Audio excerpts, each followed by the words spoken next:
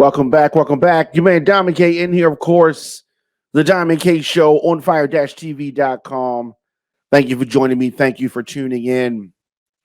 It is only by facing rather than ignoring the complexity of America's history that the beloved community that Dr. Martin Luther King once envisioned can truly be realized. So today is MLK Day. Today is the official national holiday. Dr. King's birthday was actually yesterday, the 15th, but it is celebrated. And of course, Martin Luther King Jr. Day, often shortened to be called MLK Day. Federal holiday in this country. It is observed the third Monday of each year. Dr. King was born in 1929. So I have so many thoughts about how Dr. King's message gets twisted for political gain.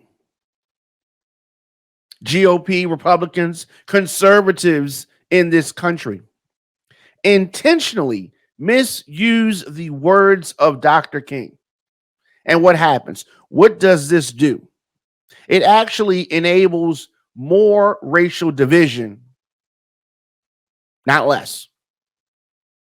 So today is the MLK holiday, a state federal holiday, intended to be a day of service to honor the fallen civil rights leader, the murdered civil rights leader.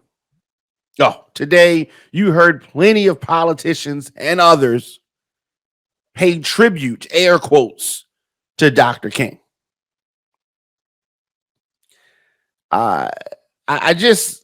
I find it disgusting the way some of the very folks who were against this holiday now try to sanitize Dr. King.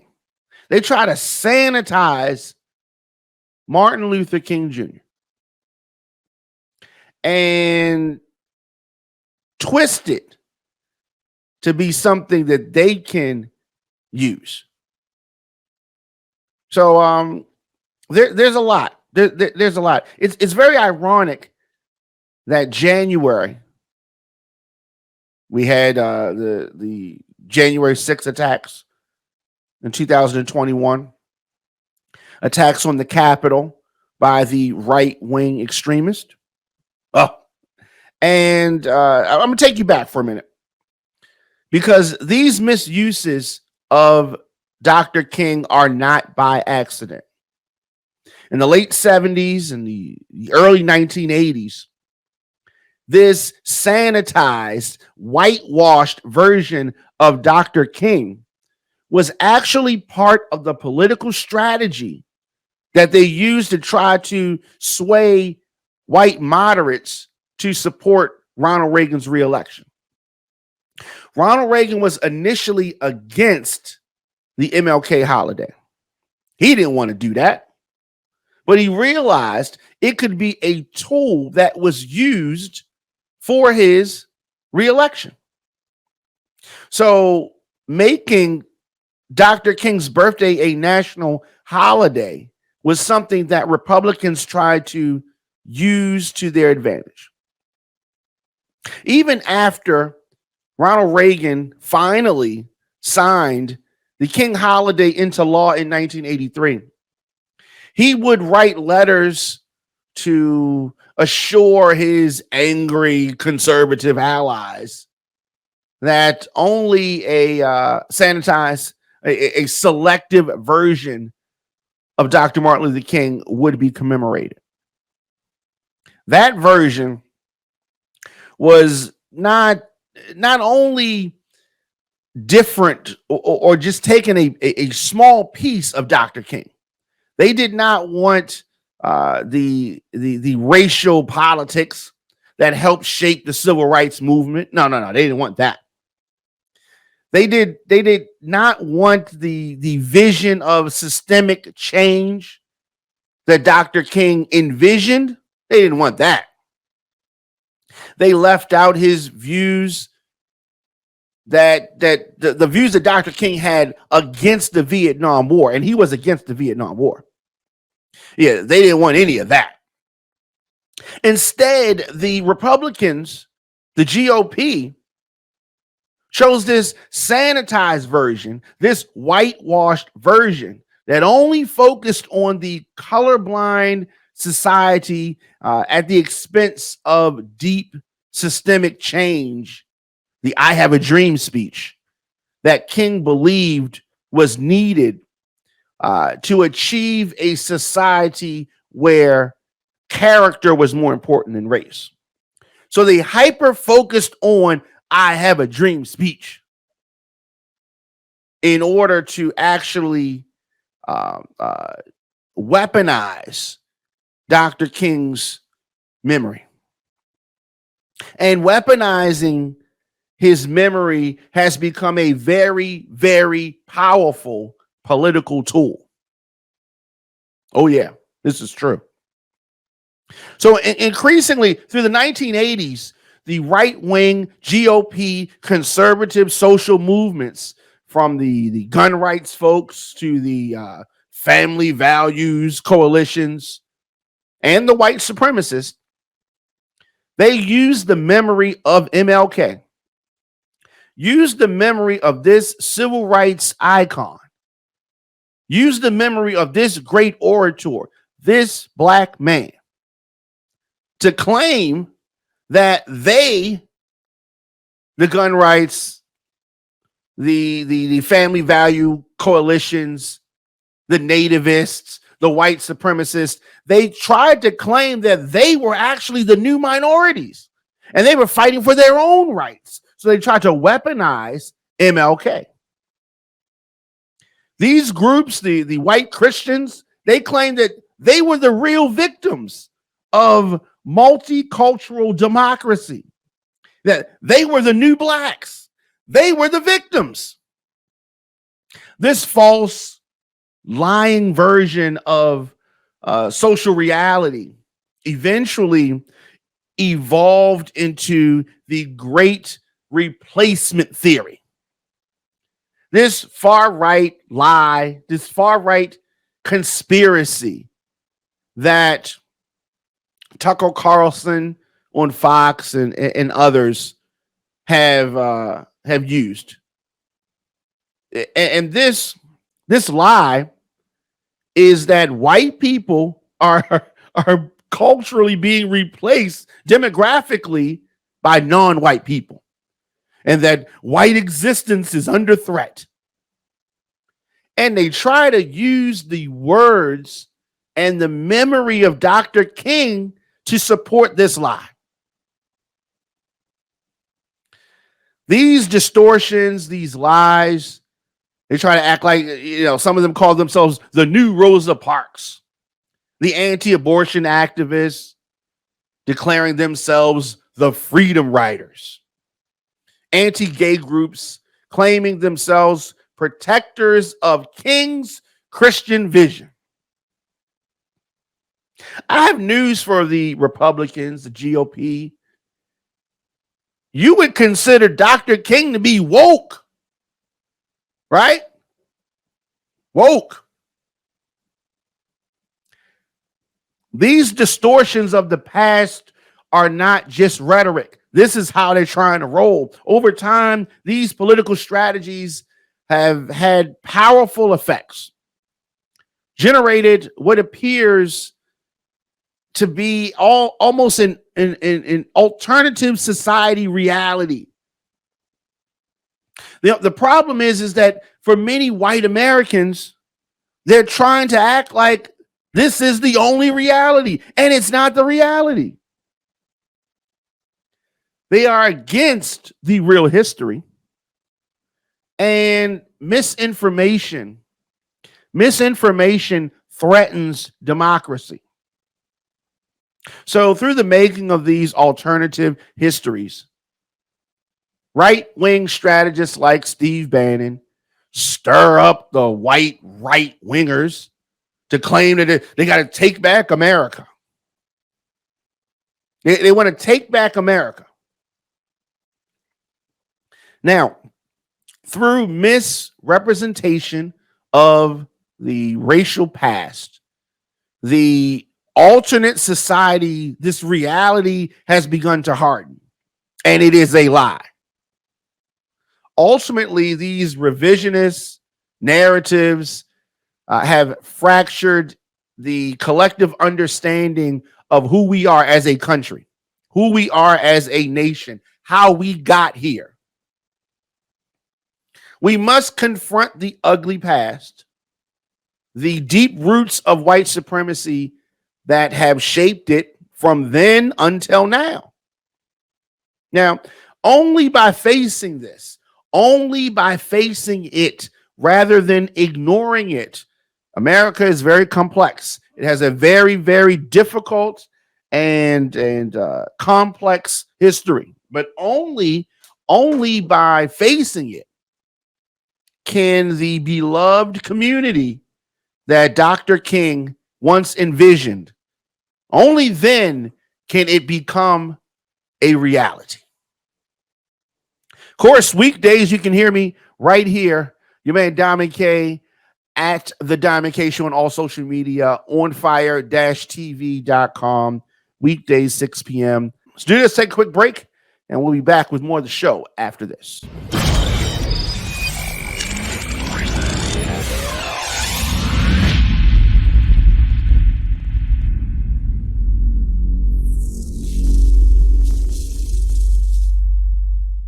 Welcome back. You man Diamond K in here. Of course, the Diamond K Show on fire-tv.com, on fire-tv.com. So there is a new monument dedicated to Martin Luther King Jr., Dr. King. And I don't know, it has sparked mockery and criticism. It's supposed to be something that honors the memory of Coretta Scott King and Dr. Martin Luther King. It was unveiled in Boston. It is a 20-foot tall, 40 wide. It's called the Embrace statue.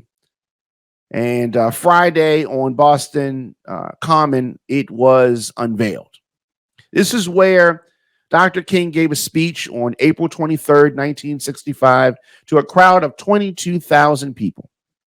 The statue was inspired by a photograph of Dr. King and Coretta Scott King, which captured them hugging after he won the Nobel Peace Prize in 1964. So this art piece was designed by Brooklyn-based artist Hank Willis Thomas. It only features the couple's arms during their embrace and not their heads. What are you thinking? Like, what? I don't understand. So this, it almost appears like it's a mockery. So it sparked online criticism. It is whack. I don't like it. Some people described it as hideous and disrespectful, while others posted memes saying that it resembled a sex act. This could not be the reaction that was desired. But what else did you think? I mean, there has been a lot.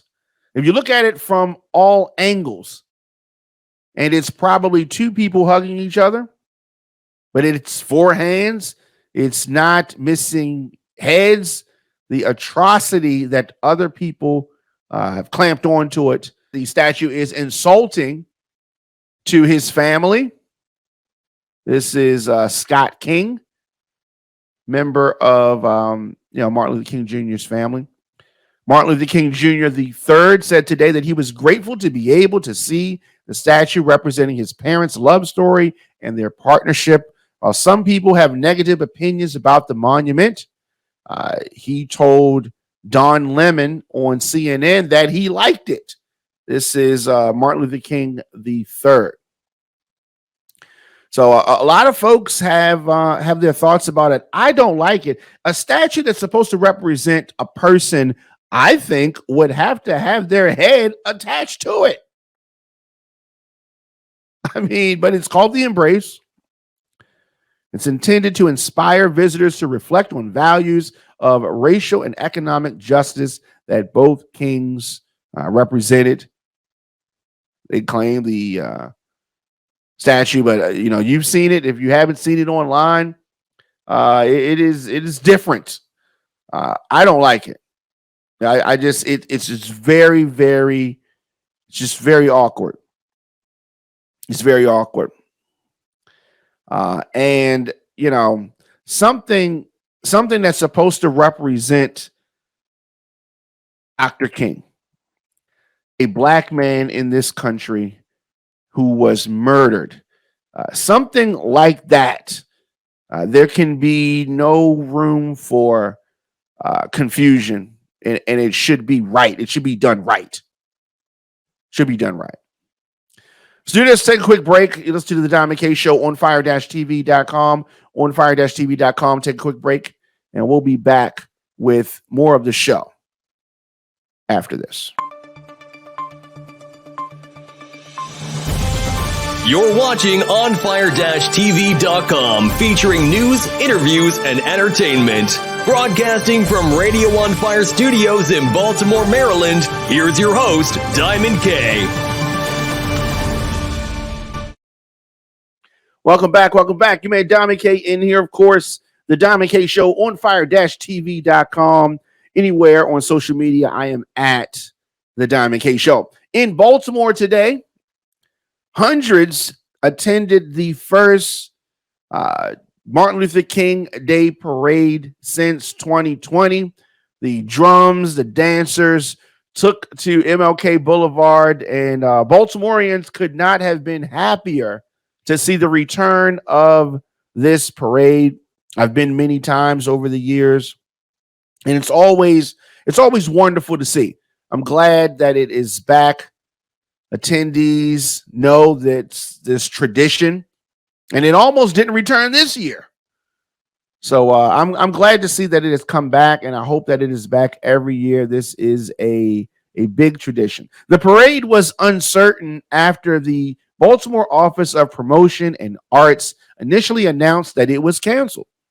In the days that followed, Mayor Brandon Scott announced that the parade would go on. I am glad that he did. Now, city leaders today joined community organizers to walk in the big event. And the pandemic obviously put a damper on it. We lost so much. And this was a great thing to help elevate the city, to help keep the city inspired, to help encourage folks. It was really, really great to see. So Baltimore Mayor Brandon Scott also called for the removal of the BOPA's CEO, who has since resigned.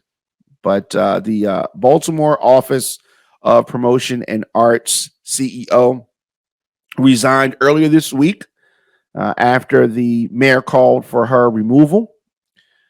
It was announced Tuesday that the board of directors accepted the resignation of Donna Drew Sawyer, effective immediately. So, Mayor Scott putting it down. Scott called for the removal of Sawyer after this organization announced the cancellation of the city's parade. He said in part that it has become clear that the BOPA is not meeting the expectations of the city and is causing significant disappointment and frustration for the residents of Baltimore. The mayor cited low staff and flawed scheduling of Artscape and the recent decision not to prioritize the MLK Day parade. So parade went on. The person who's in that role has been shown the door. They let her resign, but she's been shown the door, and I'm glad that that happened. A lot of times folks are not respecting the legacy, and the legacy is so very important. Do just take a quick break. You listen to the Diamond K Show on fire-tv.com. We'll be back right after this.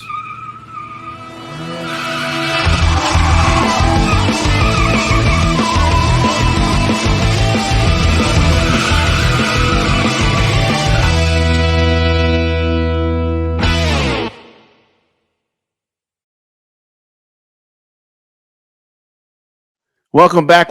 You man, Diamond K in here. The Diamond K Show on fire-tv.com.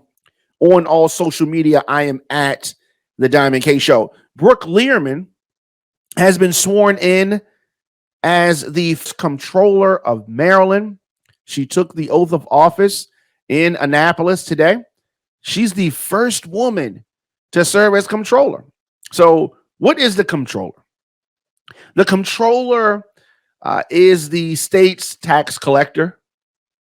Also holds one of the three positions on the state's very powerful Board of Public Works, along with the governor and the state treasurer. They approve public projects and funding. Lierman takes over the position that was previously held by Peter Franchot. He was in that spot for 16 years. Prior to becoming comptroller, Lierman served as a state delegate. She was also a disability and a civil rights attorney.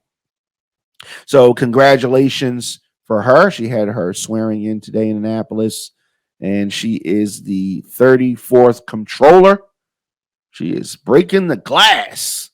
Shout out to her, and I hope that she has a amazing tenure in that role.